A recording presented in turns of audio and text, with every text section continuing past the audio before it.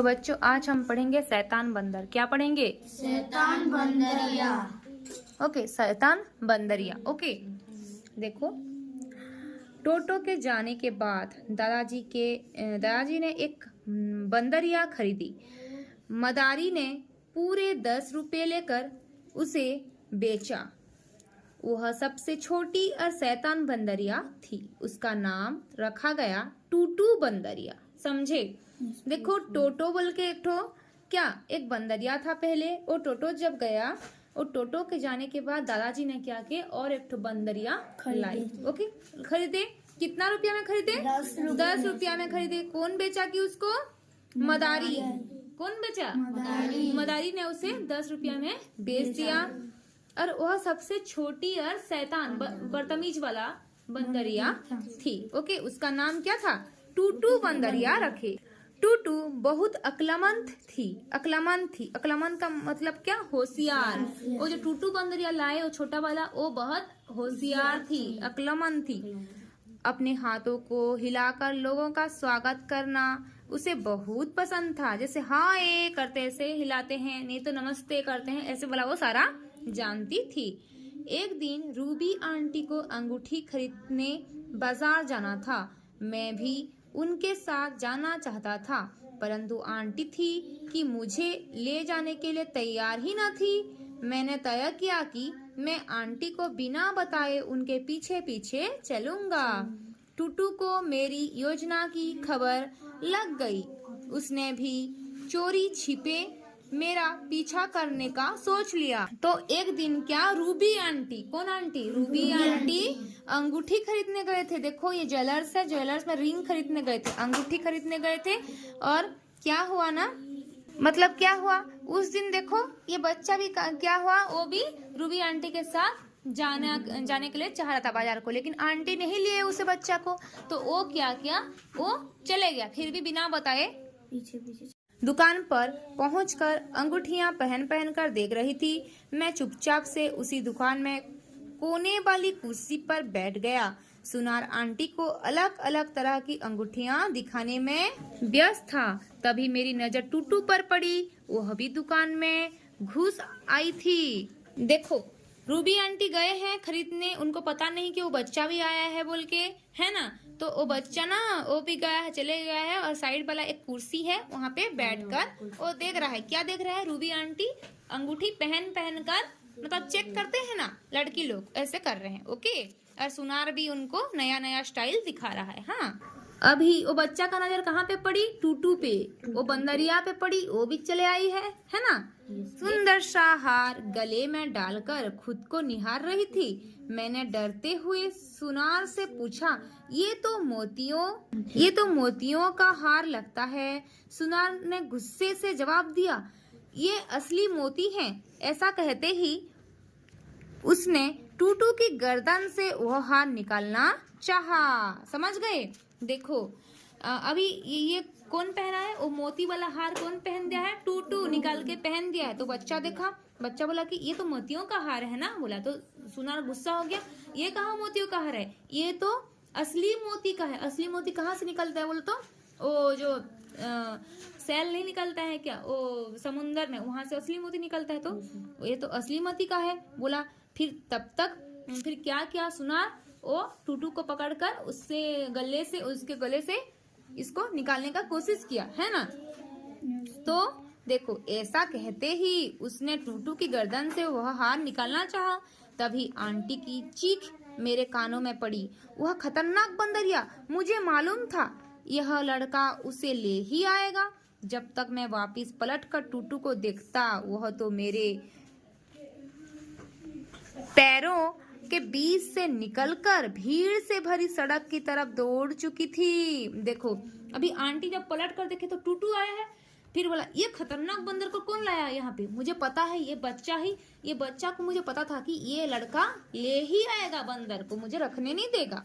Okay, फिर जब ना ये बच्चा पकड़ने के लिए चाहा तो क्या हो गया, वो रोड में, सड़क में जा चुका था। उसके वो पैर के नीचे, दोनों पैर के नीचे से मतलब यहाँ से घुस गया और सड़क में चले गया, है ना? अरे यह क्या, वह हार तो अभी भी उसके गले में था।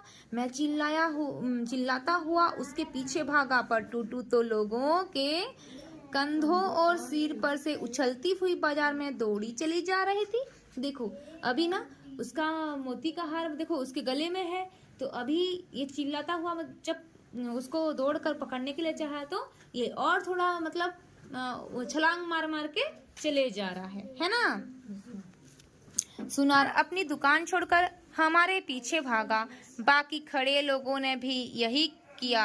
शायद इसी को दादाजी भेड़ चाल में चलना कहा करते थे। समझे? सुनार अपनी दुकान छोड़कर हमारे क्या बोला है, वो जो सुनार था दुकान वाला था ना, अपना दुकान छोड़कर इनके पीछे वो भी पकड़ने के लिए चले गया। देखो शायद इसी को दादाजी भेड़ चाल में चलना कहा करते थे। भेड़ चाल का मतलब क्या?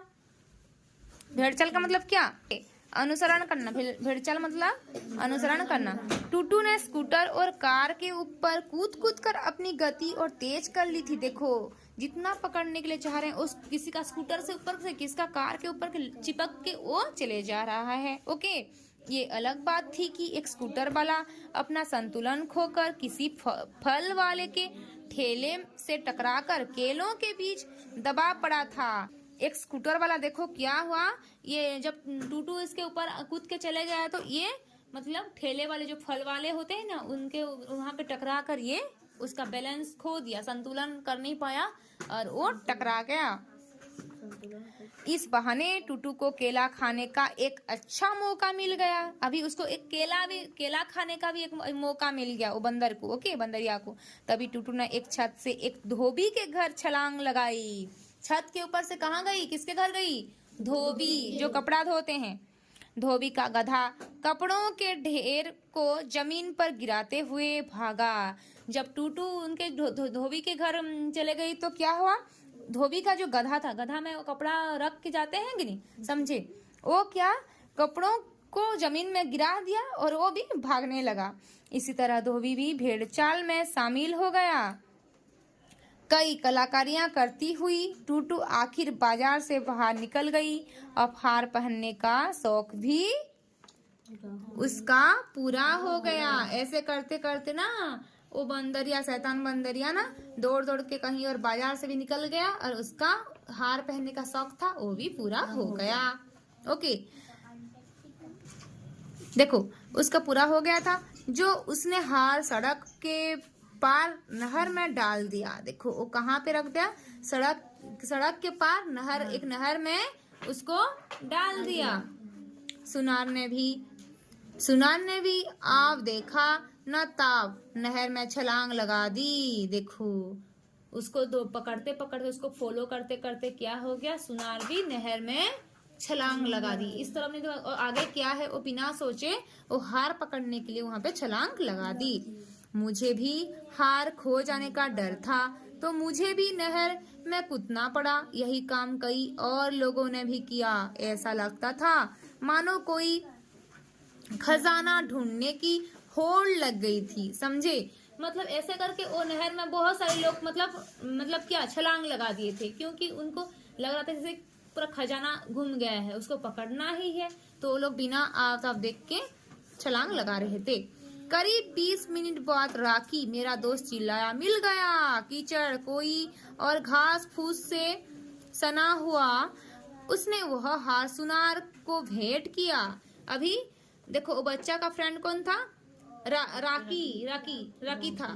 वो चिल्लाया, मिल गया, ऐसे बोल के वो कीचड़ कोई और घास फूस में वो जाकर ना वो हार को लाया और सुनार को दिया, भेंट किया, मतलब गिफ्ट किया।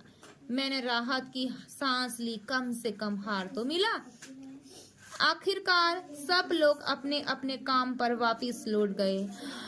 अरे चलो कम से कम मिल तो गया, ऐसे बोला फिर बच्चा। ओके, और उसके बाद सब ने अपने अपने काम पर फिर लिप्त हो गए। ओके, अच्छा लगा ना स्टोरी?